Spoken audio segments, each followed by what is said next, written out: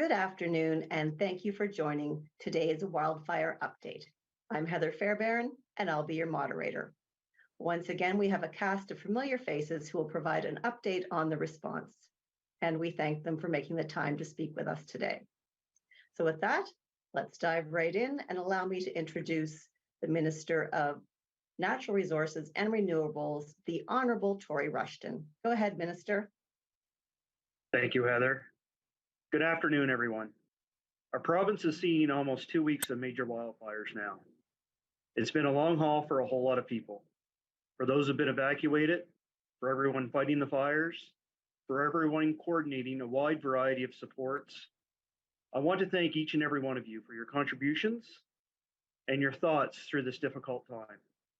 I'm cautiously optimistic with the news that came in last night.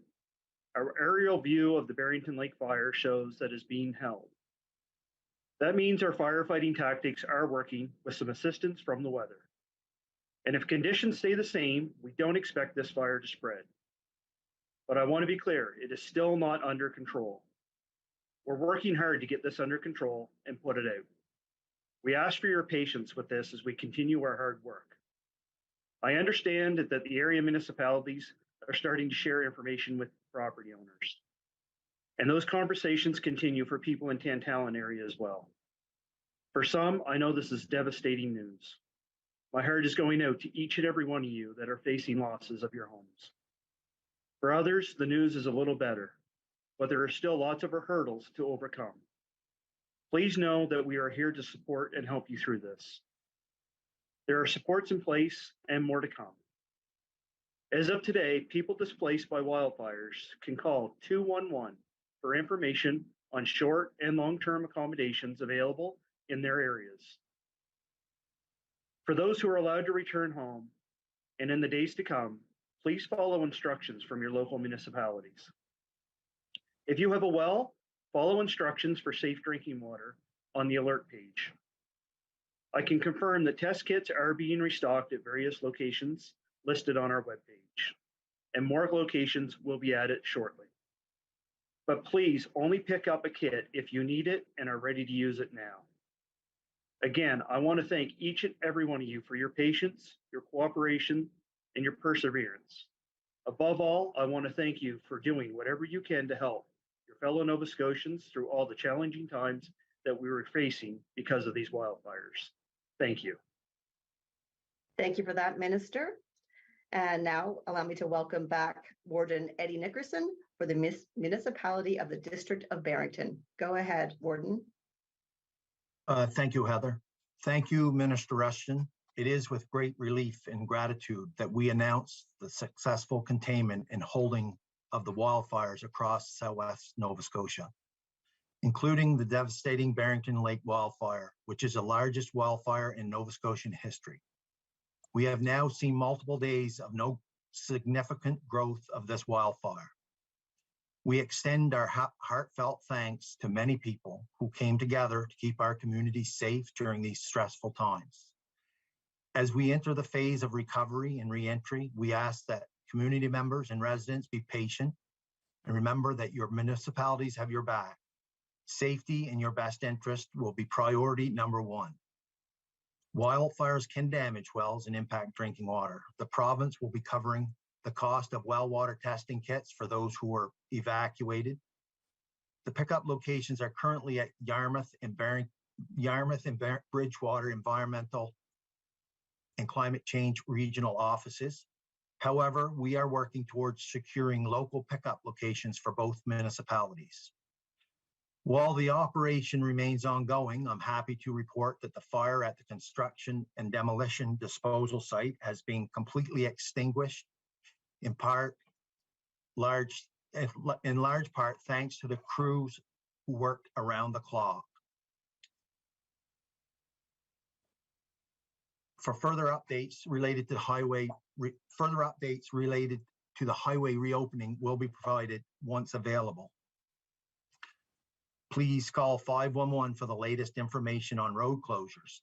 Thank you again for your continued strength and patience. Thank you, Warden Nickerson. Now I'd like to call upon Warden Penny Smith from the Municipality of the District of Shelburne. Go ahead, Warden.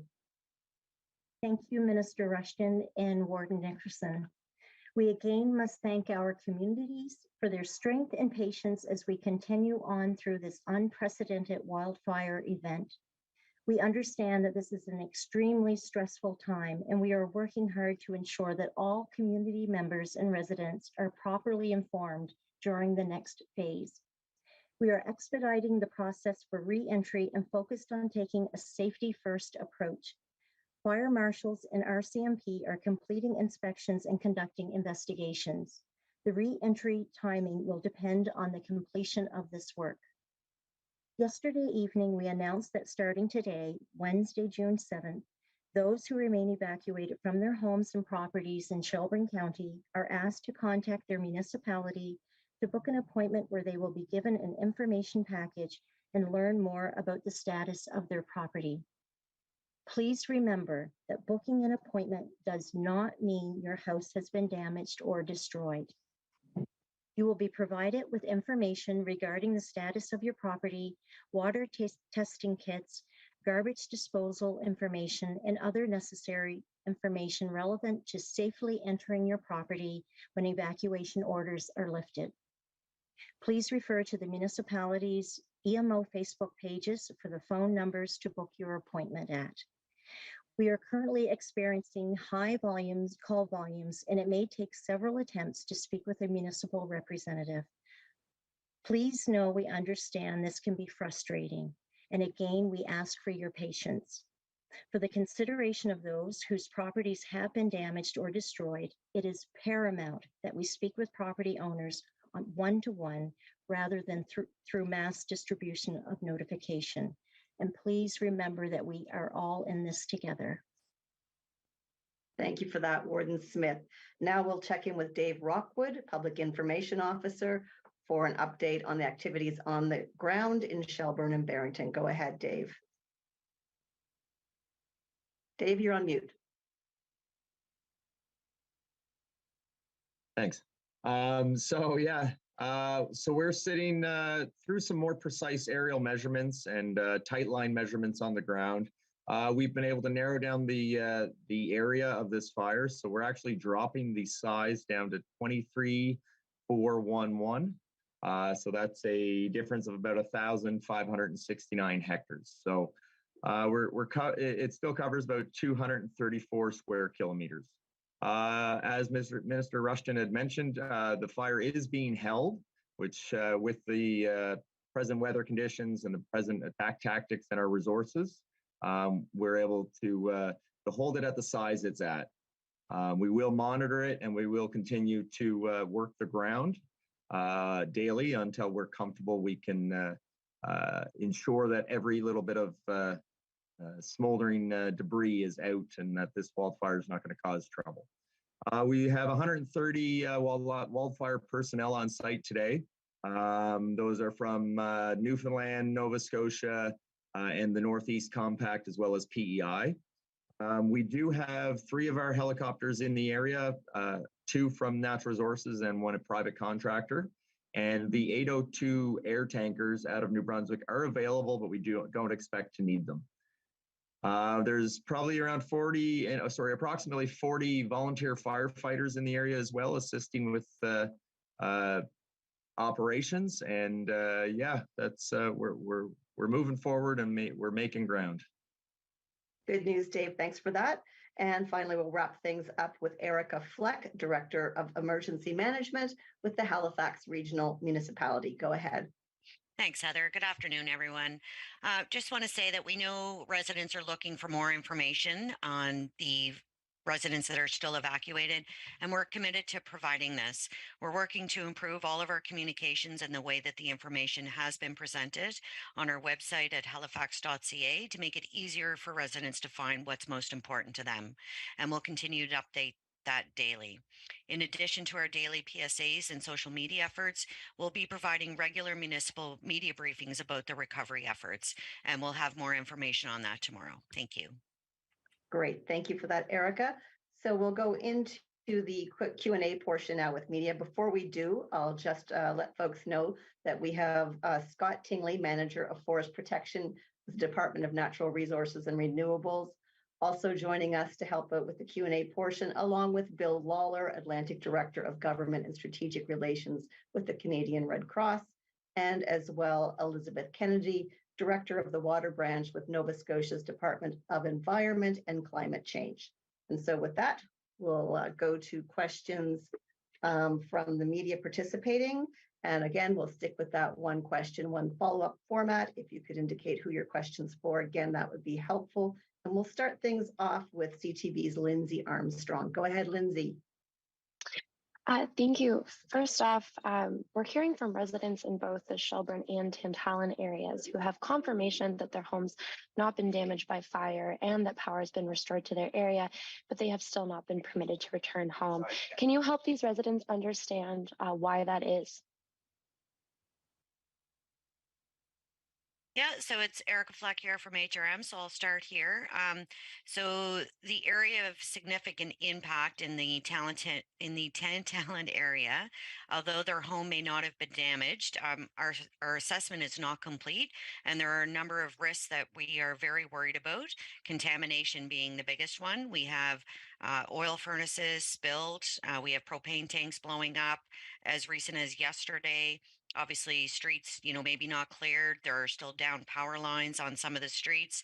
Again, well caps off. We have sunken sewer spewing. We have a whole list of hazards that are still ongoing that do not make it safe for people to traverse through those neighborhoods. So we're working with our provincial partners and other resources to try and get that obviously mitigated as soon as possible.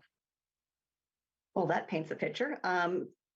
Any of the other municipal partners wanted to respond to that question, or shall I move on?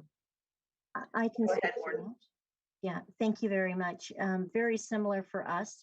It's a matter of investigations and inspections needing to be completed. Great. Thank you for that, Warden. Lindsay, do you have a follow-up? Yes, thank you for that. I believe this question would be directed to Minister Rushton, though I may be wrong. I understand volunteer firefighters have been an important part of this work alongside DNRR and municipal firefighting crews. Can you help us understand how these volunteer firefighters will be compensated for this work? Yeah, certainly. Thank you, Lindsay. So even before the wildfires this season, the volunteer sector, the Fire Service Association of Scotia, and the province always had an agreement on reimbursements for response to wildfires, for equipment use, for personnel hours and such. This fire was extremely different than anything we've ever seen in the province of Nova Scotia in recent history. So what we also did this time, we did a call out through the Fire Service Association of Nova Scotia. We did a call out for volunteers that would like to volunteer and be added to a list that would meet the training standard of a wildfire fighter, because there is a difference between structural firefighter and wildfire fighting. Huge difference. We wanted to incorporate a list that we could actually keep in the department for this situation. I think we had over 300 volunteer firefighters call in and register. And I want to say a heartfelt thank you to each and every one of those volunteers that stood up to offer their assistance. And as we go through that list, if they meet the wildfire training standards, the fit testing that has to be completed, there is a process that they can be hired as a temporary worker for this. So this is a list that we're going to engage all this the rest of this fire season, if you will, and look at how we can work with Fire Service Association of Nova Scotia to maybe enhance our members that are available through the next fire season, and develop an even stronger relationship with the fire service. Right now, I can't say as how many of those have been called in to be on the front lines, but look, I know that the local fire services that have been assisting down in Shelburne, the assisting in around HRM, have called in neighboring volunteer fire departments. When I was in Shelburne yesterday, I saw many Valley Fire departments that were there assisting with the C&D fire. So there's been a huge outpouring of support from volunteer sectors all over the process. Even if it wasn't a DNR process, we had an unfortunate circumstances with these large wildfires, but we now have a place in progress that I certainly believe that we can have a stronger relationship with volunteers, and also see an equivalent reimbursement for those volunteers that are going to put their time out and dedication to our province. Thank you for that. We'll move along now to CBC's Blair Rhodes. Go ahead, Blair. Yeah, my question is for Warden Nickerson. It's about the demo site fire. I realize it's out, but do we have any idea at this point how it started and what actually burned there? Yeah, it started from the Barrington Lake fire, just encroaching on the landfill. What burned would have been construction and demolition debris that would be put in that would be deposited there. There would have been some brush there. We do have a metal holding facility, or like to hold metals, old washers, dryers, refrigerators that we have crushed and taken away. That would have burnt. We do have some lobster pots that gets crushed and taken away. Those would have, some of that would have been caught in the fire, but mostly just construction and demolition debris. Go ahead with your follow-up, Blair. Yeah, I realize Bob Robichaud isn't on this call today, but I was just wondering, we're seeing air quality alerts from as far away as New York, Toronto, Ottawa. Are Nova Scotia wildfires contributing to it? And if so, what are the air conditions like around here? Who's best positioned to take that one? I'll take that one, Heather. So yeah, down this way right now, we have limited to no smoke being produced from the Barrington Lake wildfire, other than what would have been over the last 24 hours coming out of the C&D site. So I'd say last week we were definitely contributing, but this week we're definitely happy to say that we're not. I could add a little context to the national situation. So there are large wildfires in Quebec, Ontario, through the prairies and out through the western provinces and up in the Northwest Territories. So it's a very, very busy stretch for Canada, and that's likely contributing to most of that smoke. Thanks for that, Scott. I'll move along now to Radio Canada. Adrienne Blanc, go ahead. Thank you. Can you hear me? Yes. Thank you. Minister Rushton, what help is exactly provided to Quebec from Nova Scotia? So that might be a better question for Scott that would coordinate the regular daily meetings with CIFC. Scott would be better able to answer that, I think. Scott, would you be able to jump in there? Sure. And sorry, Adrian, can you just repeat the question? Yes, I was wondering what help is exactly provided to Quebec from Nova Scotia. So we've released, during last week, we contracted, as a lot of people know, some 415 air water bombers from Montana. So we did a direct contract with a company. So they're still on contract with Nova Scotia, and as Quebec asked for help through the weekend, we've released those aircraft to head up to Quebec and give them a hand. So we had also released the Newfoundland bombers back to Newfoundland. My understanding is that those aircraft are going to go up and get some maintenance and desalination. And then I believe they were also being offered up, but just kind of indirectly from Nova Scotia. So all aircraft. Thanks for that. Go ahead with your follow-up, Adrian. My question is for Minister Rushton. I talked to several local businesses today in Shelburne, and they have told me that $2,500 is not much, and it's only limited to local businesses that are in the evacuation area. They would like the province to step up for all the businesses that have been impacted but are not in the evacuation area. What are you responding to them? Yeah, thank you for that, Adrian. I certainly sympathize that there's been a lot of people and a lot of businesses put out of place in Nova Scotia over the last week and a half, and it's certainly a hardship for many people involved. We have announced that there's relief programs for residents. There's relief for small businesses. And look, what I would say is, look, we're evaluating every step of the day. We've been concentrating on fighting the fires first and foremost, and as we transition to a different role into fighting those fires and assisting people back to some sort of normalcy in each area, we'll certainly carry on conversations. Great. Next, let's go to Joe Thompson with Acadia Broadcasting. Go ahead, Joe. My question is for Minister Rushton. You mentioned earlier that people who were displaced by the fires can now call 211 to seek some accommodations while they can't get into their homes or while their homes have been destroyed. What options are available for those people when they call?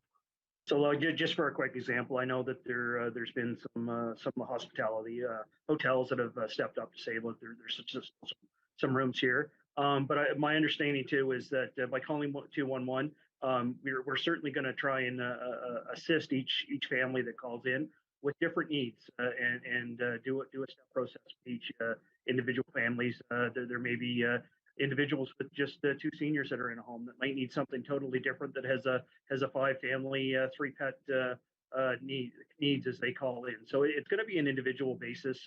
But look, we wanted to set something up to ensure that that people had an outreach point where if they were in the need, we wanted to certainly have that step for outreach so we could understand their needs and get them into the proper process. Go ahead with your follow-up, Joe. And my follow-up is for Warden Nickerson. With the C&D fire now being put out, can we assume that that'll expedite the process to reopen Highway 103? And can that be opened relatively soon, as early as tomorrow, possibly? I'm not sure when the province will open the 103. I would think that would be a public works decision. But with the fire put out, it does alleviate that concern of the safety passing by that area with vehicles, with the fire trucks that were on the side of the road and fire hoses running up the road. So it certainly will help in the process, but we'll leave that to the other powers to be to make that decision. Thank you for that, Warden. Let's move along to Tim Bousquet with the Examiner. Go ahead, Tim. Hi, good afternoon. I just want to follow up on Lindsay Armstrong's question about people being let into the, or not being let back into the fire zone, even though their houses are still standing. As I understood her question, she said that people were, their power was being turned on. And as I recall, yesterday's municipal release said that in the other evacuation areas, people were being let back into their house 3 or 4 hours before the power was let on so that they could unplug things and make sure that their house was safe from additional fire. So is there a coordination problem between Nova Scotia Power and people coming back into evacuation zones? Erica, do you want to take that one? Yeah, absolutely. Thanks, Heather. So I would say no, there's not a coordination problem, but I do know there are often overlaps. For example, where the power hubs are when we turn on certain neighborhoods that they are linked, to across the street, for example. So one of the examples in the Tantallon areas, we did open up, part of Hammonds Plains Road, but that is linked to other areas. So there will be some spots with some small pockets of power that are on where people are not home yet. Tim, do you have a follow-up? Just very quickly, I mean, that answers it, but have there been any house fires started from electricity since the evacuation? No, there have not. So anytime we've turned back on the power with residents that have been evacuated, we make sure that there are fire apparatus close by when the power does come back on, just in case. Obviously cognizant of the fact that people left very quickly and may have left appliances on and things like that, which is why it's coordinated very closely with Nova Scotia Power. Thank you. That's awesome. Thank you. Let's move along to CTV's Heidi Petracek. Go ahead, Heidi. Thanks. I just want to circle back to communications with Erica Fleck. And, a lot of residents who are still evacuated from the Tantallon areas of concern say communications up until this point have been poor in their opinion. Few of them have received a call from the municipality. Some of them were notified their properties were impacted by mass email. They can't get answers from people when they call 311. How do you address their concerns? I know you said you're improving communications, but how do you answer to them so far to this point? Yeah, so thanks, Heidi. So a couple of things. We've had community meetings, a few of them, and we have another one tomorrow evening. We have a plus mailbox, as you'll call it, HRM EMO mailbox, where residents, we have hundreds and hundreds every day to ask questions directly, which we have a full-time person dedicated to answering all those questions. We're trying to get out the messaging as quick as we can. Sometimes to be honest, it's never going to be good enough. And I'm sure I'd feel the same way if I was in their shoes. But there is open correspondence with everyone who wants it through 311. If they don't know the answer, they pass it along to us, and we do answer everything. Go ahead with your follow-up, Heidi. Thank you for that. The other question I guess I would ask is, some residents feel like the media were allowed on a media tour of affected areas and they could get off and film. They're just wondering, could they be afforded the same opportunity, maybe not permanently go back, but at least to go back and walk their properties for insurance purposes or other purposes. These are people who weren't on the bus because they still have homes that were standing. So I'm wondering if anything like that could be facilitated. Some people would like that, they say. Again, as soon as we deem the area safe to go into for people to get out and walk around, then the residents are our first concern. There was obviously a big push from the media, and it continues to be a balancing act that they want to report, generally about the state of the area. So it was very controlled. They weren't allowed to wander. We had RCMP escorts, fire escorts in a very controlled environment with a very few people, one vehicle. And we'll wrap things up today with CTV's Sarah Plowman. Go ahead, Sarah. Thanks very much. I understand that there are high volumes of calls for people here in the Shelburne County area wanting information about their homes. I've witnessed someone unable to get through at all. The telephone, number just simply stops. So is that an issue that you're seeing across the board? Are calls just unavailable if they're busy? And if so, what's being done to improve that situation? So go ahead, Penny. Sorry, I can try to take this question. I know that our staff and the recovery team are dealing with or handling this next phase. So I'm hoping that all of the calls that have been placed are being answered at this time. We do know that there was a large volume of calls at the beginning, and we just ask for the residents' patience as we go through this. Warden Nickerson, did you want to add anything to that? Yeah, I would just, it's the phone lines are busy and our staff are doing their utmost to keep up with this. And I would just encourage residents to keep calling. It's essential that we get them back in their homes. I just feel that it's important that there's been calls and I would want to get back to my home too. So I can assure you, we are doing our best and our staff is working nonstop. I would like to say 24/7, but it isn't 24/7, but it's a very long hours and we'll continue to do so. And hopefully we see some fairly quick movement on that in the very, very near future. Thank you, Warden. Sarah, go ahead with your follow-up. Thank you. People who live in the area also seem to believe, and correct me if I'm wrong, that it's necessary to actually have an appointment with someone before you can go home. And as you know, the wait to get an appointment starts with a wait to be on the phone and then an appointment. And then, so they feel this is delaying their return home even further. So they're wondering why they need to make an appointment before anyone goes home and why they have to have that appointment. Warden Smith? Yeah, so I think the main reason for that is that we want to have that conversation with our residents one-on-one, and we want to make sure that they have all of the information that they need as they transition from the fire into where the next phase is going to take them. We don't want them to just go home without the information that they need. Warden Nickerson, did you want to add anything to that?